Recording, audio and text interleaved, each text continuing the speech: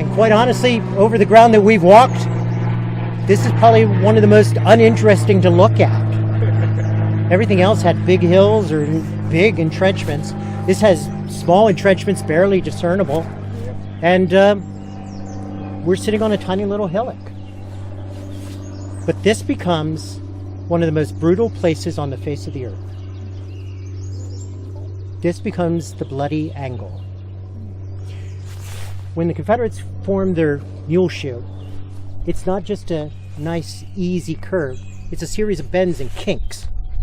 And we are at one of those kinks right here. As you can see just beyond the marker, the trenches come into that marker at one angle and leave at a just slightly different angle. It's an open, obtuse angle. But that is going to be the eye of the storm.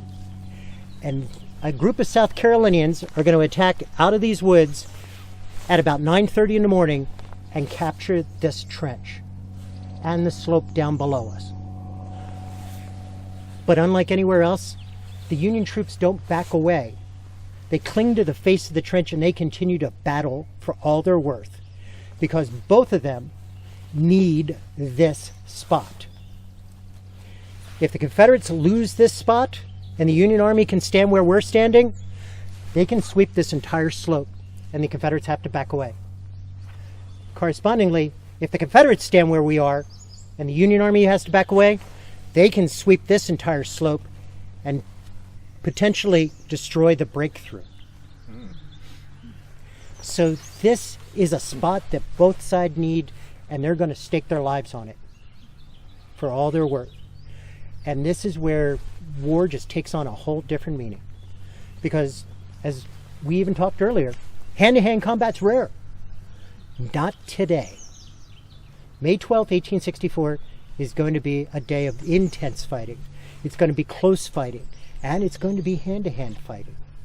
Sometimes the only thing that divides Union and Confederate soldiers is the face of the trench itself. And as these guys fire blindly into each other, they're firing literally into each other's faces. Since it's so close range, how are they going to even... It's tough. Yeah. It's tough. But that's okay. In a military sense, in a human sense, it's appalling. But even if your weapon goes beyond my ear and you shoot somebody behind me, your discharge is going to burn me. So just shooting the person in front, you get more bang for your buck if you shoot somebody behind them. Gotcha. So that's how awful this is. And it's going to get worse. Because on this hilltop, time and space are going to be suspended. It's not rational anymore. Because 9:30 is going to become 10:30, and 10:30 is going to become 11:30, and 11:30 is going to become noon. And they're still battling on this hill. For the South Carolinians up here, they know something that nobody else knows. They know they're the last ones coming. There's nobody else. So if they don't hold this spot, the entire Confederate line is going to crash. And that last line is not going to be built, and the entire Confederate army is done. So they're going to sell their lives on this hilltop, hour after hour. And for the Union Army, this is the only thing standing between them and total annihilation of Robert E. Lee's army. So they're going to put everything they have into this. And when the 2nd Corps is exhausted, they're going to put the 6th Corps right here. Instead of expanding the front and attacking over there, we're going to put them right here, because this is the fulcrum. This is the leverage. And we're going to have these attacks. And your 126 Ohio is going to be charging right across here, and that's their monument right out there in the middle of the field, which would have been the center of their line. They would have been coming straight at us here. Union 5th Corps are supposed to expand our attack beyond the entrance to the park. But they've been attacking over the same field on May 8th, May 9th, May 10th. May 12th, they don't want to do it. Neither do their commanders. They disobey orders. They put them off, hour after hour, to the point where a staff officer has to be sent down with an ultimatum. Obey the order, or I replace you in command and take them myself. Turns out, we have an alternative. Fifth Corps won't attack on their front. They'll attack on this front. We're going to take the troops that won't do the job down there, and we're going to put them here. If they thought the entrance to the park at Laurel Hill was bad, they had no idea. So we're going to use up the Second Corps here. And then we're going to have the Sixth Corps fight here. And then we're going to use up the Sixth Corps, and then have the Fifth Corps fight here. And we're going to use up the Fifth Corps, and we're going to have the Second Corps come back here and fight again. As noon becomes 1 p.m., and 1 p.m. becomes 2 p.m., and 2 p.m. becomes 3 p.m. And at that point, face to face with your enemy for hour after hour after hour, you can't blink, you can't even turn your head, because that's the difference between life and death. Everything that happens in your world only happens straight ahead of you. Everything else in your peripheral vision are just incidental. And people are seeing horrors out of the side of their eyes. There are staff officers that are screaming orders only to have a shell cleave off their jaw. Sound instantly stops, but the person's tongue continues to flick, incomprehending or uncomprehending that he's no longer making noise. There's an officer up here trying to direct the fight who takes a bullet that comes in from the side of his head and gouges out both his eyes. He stands here furiously blinking because he can't clear his eyesight. He has no idea that he's lost his eyes. And nobody can take care of either one of these people. They're on their own. 3 p.m. becomes 4 p.m. 4 p.m. becomes 5 p.m. 5 p.m. becomes 6 p.m. And they're not letting up on this hill. They're hitting it with everything they have. The Confederates in this trench have used up all their ammunition. So they're going to put boxes of ammunition in the trenches below us and hand them down so that they can get bullets. Great idea? Not so much. Why not? Not so much. Why not? Everybody down below us can't resist but take a handful themselves. Right. So there's nothing but empty boxes getting up Coming here. up here. So somebody comes up with the idea that if everybody below us gets the bullets, everybody below us needs to come up here and shoot them. Right. So we're going to mix Mississippians with South Carolinians and have them continue to fight on this hilltop for everything they're worth. They will literally blindly shoot into each other, where they'll take rifles and point them over the works and fire without knowing who's there, and the bodies just accumulate underfoot because these little log cabins are also hog pens. There's water in these trenches. There's mud in these trenches. And when the wounded fall in it, they get trampled into the mud. When the dead fall on them, they get buried in it.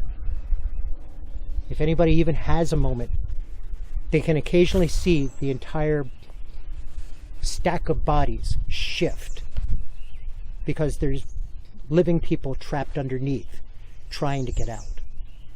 Nobody can rescue them. 6 p.m. becomes 7 p.m. 7 p.m. becomes 8 p.m. 8 p.m. becomes 9 p.m. It is pitch dark out here. Normally, darkness is that thing that ends combat. In this case, it intensifies it and makes it even more harrowing and awful. The soldiers at this point, many of them have given up their rifles because they're not deadly effective enough. They can't kill fast enough. One Mississippian up here literally throws his rifle away and grabs a camp hatchet, a small axe, and attacks the people around him. When people lunge at him with a bayonet, he would grab their rifles and pull them off balance and then brain them. One soldier said it was so effective that the blood fairly oozed in the tops of our boots. Not seeping in from the bottom, welling in from the top. They are standing in pools of blood. 9 p.m. becomes 10 p.m. 10 p.m. becomes 11 p.m. And then it's midnight. And they're still fighting here. 1 a.m. And they're still fighting here. 2 a.m. Nothing's letting up. sometime after midnight, 2 trees crash on this hilltop. 2 oak trees.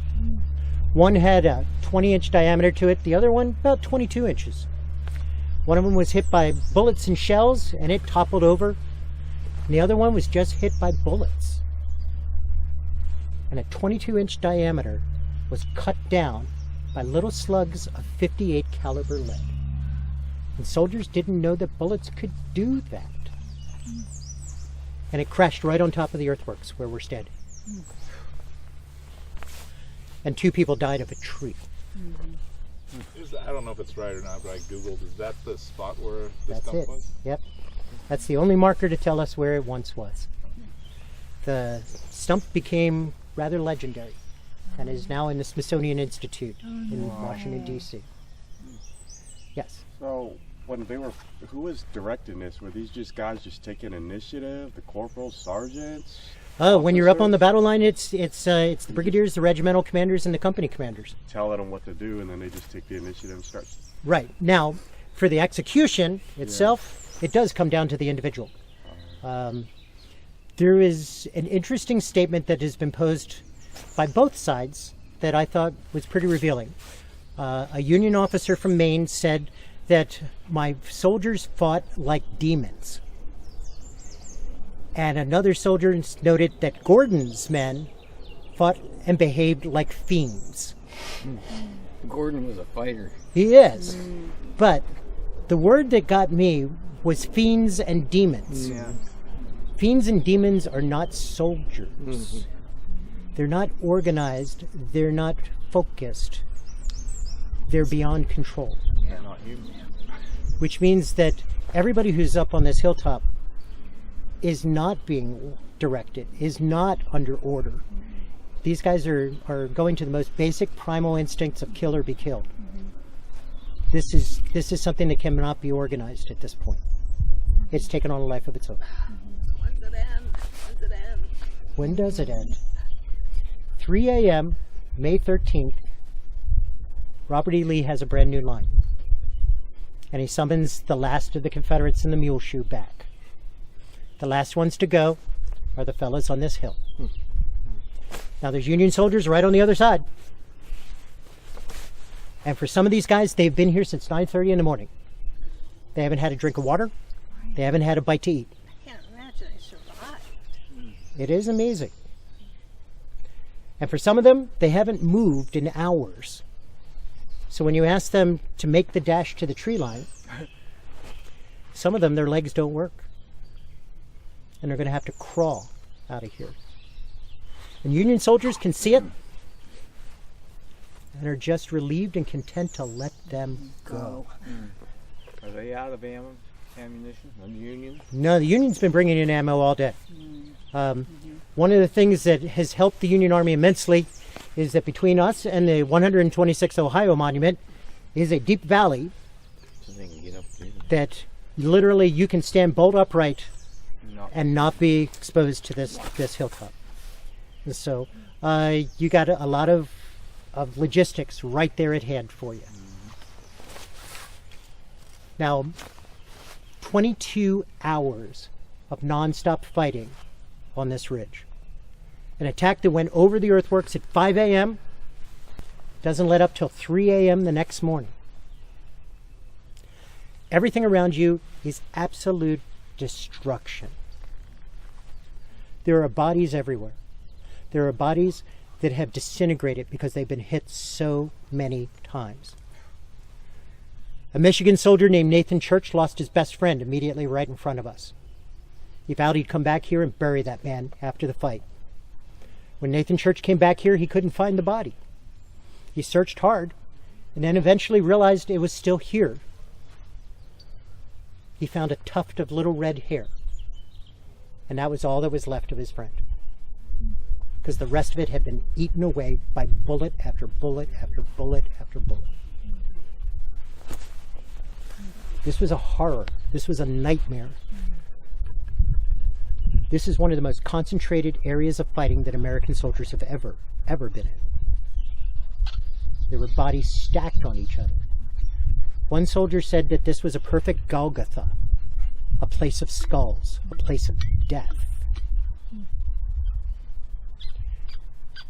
The Union Army lost 8,000 men to own this hilltop. The Confederates lost something in the neighborhood of about 6,000. 3,000 that were captured and 3,000 who were hurt trying to see another day into this war. We're talking about almost 15,000 casualties in 22 hours. It's like 800 people an hour for 22 straight hours. It's insane. And you know what? It's all for a piece of ground that is worthless.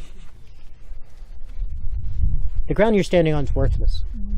In a military standpoint, a salient is a weak point because it can be attacked from many different directions. People can concentrate fire from many different angles, and the forces inside can only diffuse their fire outward and make themselves weak and vulnerable.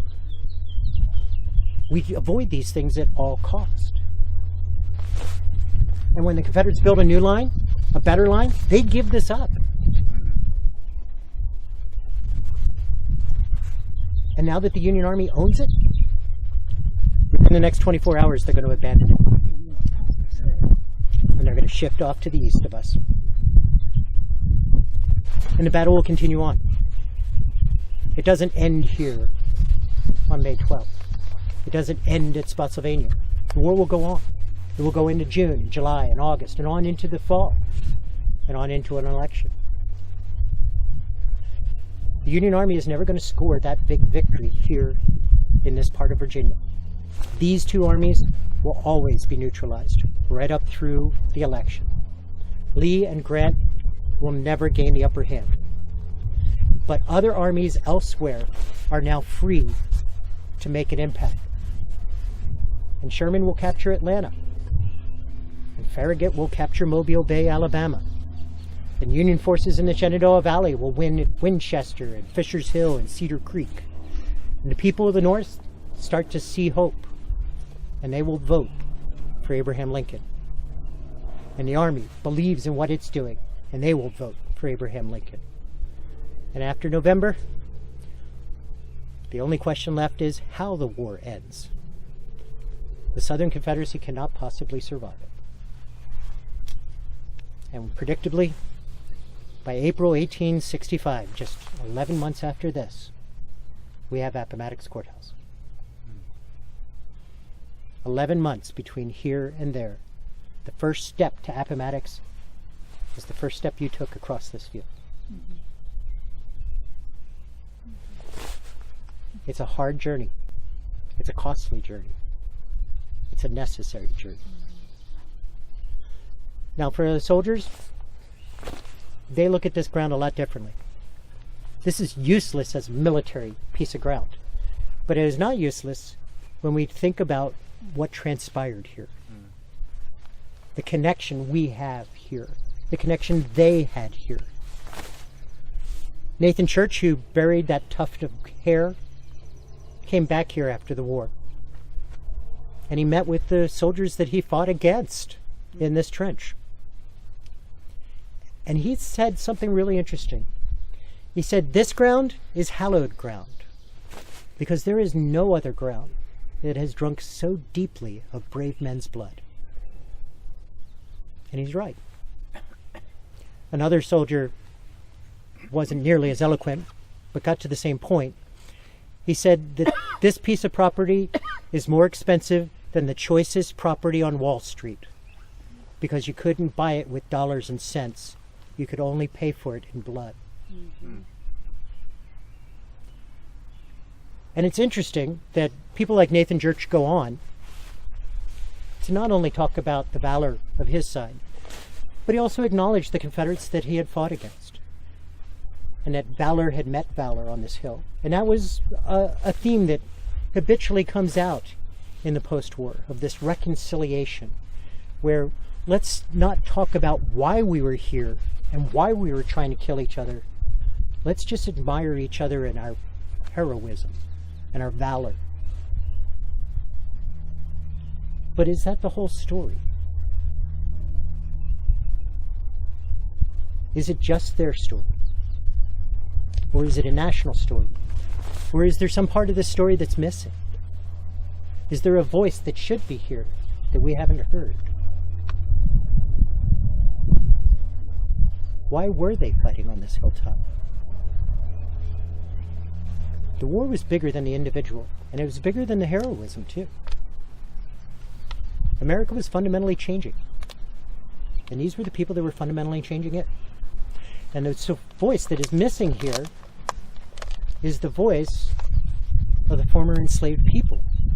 It's the voice of the U.S. colored troops who are part of the United States Army in 1864 and are part of this operation. And yet, when Nathan Church meets with his Confederate brethren, there is no USAT veteran. They weren't welcomed. In fact, they were excluded. So, even the things that they achieved in a day, in May of 1864, might be undone in a day in June of 1883. But not entirely. While the job was not completely done on the 12th of May, it wasn't completely undone at a later time. And the story goes on. And because the story goes on, it becomes your story. These people fought here because the Founding Fathers had fundamental questions they could not answer, and they did not answer.